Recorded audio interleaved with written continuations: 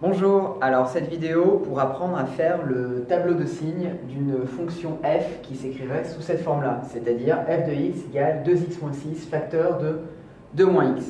Alors comment on fait pour faire le tableau de signes d'une fonction comme celle-ci? On voit déjà qu'on a deux parenthèses, d'accord? Dans ces deux parenthèses, donc qui vont être nos deux blocs, on a 2x moins 6 et 2 moins x qui sont deux fonctions affines. Donc les fonctions affines, en seconde, vous avez dû voir que normalement leurs représentations graphiques sont des droites. Donc on a deux cas en gros qui sont très importants. Soit la droite, on va dire qu'elle monte, la fonction est croissante, ou alors l'inverse, la droite descend, la fonction est décroissante. Tout ça dépend de la valeur du coefficient directeur, c'est-à-dire la valeur qui se situe devant le x.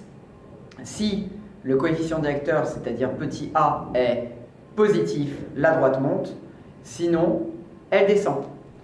Donc, pour faire le tableau de signes de ça, on va faire bloc par bloc. Donc, on va commencer par 2x moins 6. Donc, on commence par déterminer la valeur du coefficient directeur, c'est-à-dire ce qu'il y a devant le x. Ici, ce qu'il y a devant le x est 2. Donc, mon coefficient directeur est positif. Donc, ma droite, ma fonction est croissante, ma droite monte. D'accord? Donc si elle monte, je sais que mon tableau de signes, ça va être d'abord moins, et on va monter dans les plus. La seule chose maintenant qu'il faut savoir, c'est quand est-ce qu'on change de moins à plus, c'est-à-dire quand est-ce qu'on passe par 0.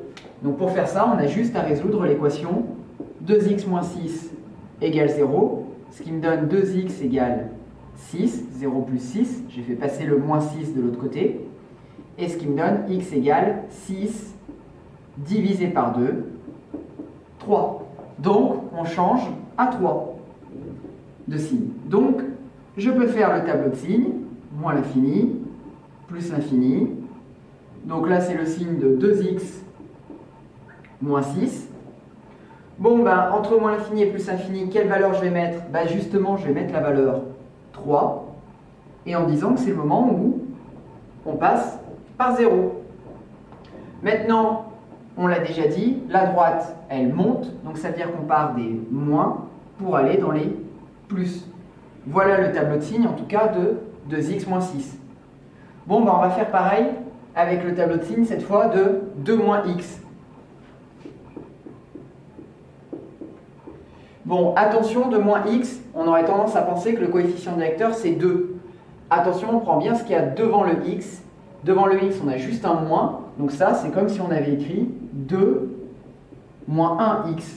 Donc ici, le coefficient directeur, le petit a, c'est moins 1. Donc cette fois, la droite, elle descend.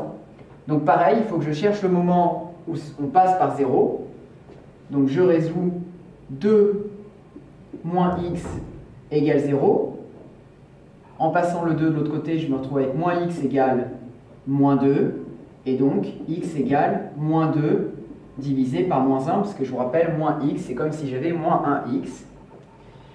Et donc, ce qui me fait 2. Bon, je peux faire mon tableau de signes, moins l'infini, plus l'infini. Du coup, je mets la valeur 2 cette fois. Donc, c'est 2 moins x.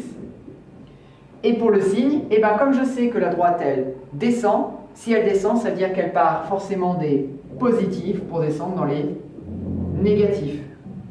Voilà. Là, j'ai mes deux tableaux de signes. Bon, j'ai pas fini, mais presque, j'ai fait le plus dur. Maintenant, comme moi, je veux le tableau de signes de f de toute cette fonction, c'est-à-dire ce bloc-là et ce bloc-là, je vais les assembler dans un grand tableau de signes. Donc, je recommence et je refais cette fois un grand tableau de signes où je vais assembler les deux. Donc, je remets moins l'infini, plus l'infini.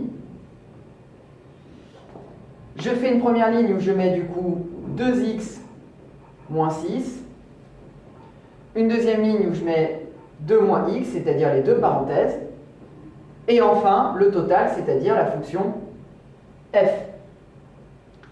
Bon, quel nombre je mets entre moins l'infini et plus l'infini? Je mets en fait les deux valeurs que j'ai trouvées dans mes deux petits tableaux. Donc ici, j'avais trouvé 2 et ici 3. Donc je les mets dans l'ordre croissant. Je mets d'abord 2 et ensuite 3. Voilà mon tableau.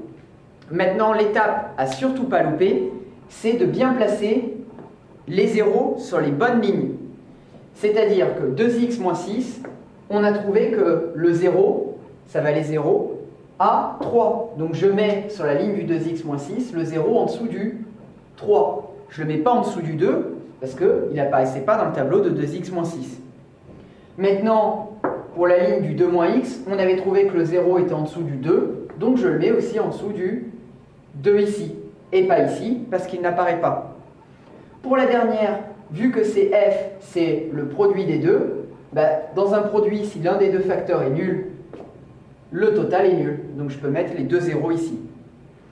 Bon, une fois que j'ai bien placé mes zéros, je peux mettre les signes.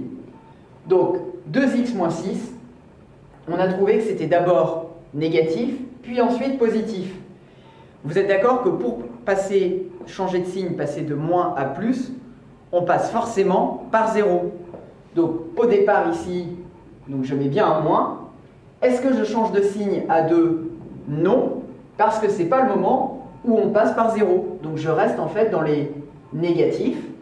Et ensuite, du coup là ici, je passe à positif. Je passe maintenant à la ligne 2 moins x. 2 moins x, on a trouvé que c'était d'abord plus et ensuite moins. Donc là, je mets un plus d'abord. Je change bien à 2. Mais ensuite, donc je mets un moins. Est-ce que je rechange ici? Non, parce que ce n'est pas le moment où je passe par 0. Donc je laisse moins. Bon, la dernière étape, comme c'est un produit, ici, je peux appliquer ce qu'on appelle la règle des signes. Donc moins par plus, ça fait moins. Moins par moins, ça me donne plus. Et plus par moins, ça me donne moins. Voilà, et sur la dernière ligne, on obtient le tableau de signes de notre fonction f de départ.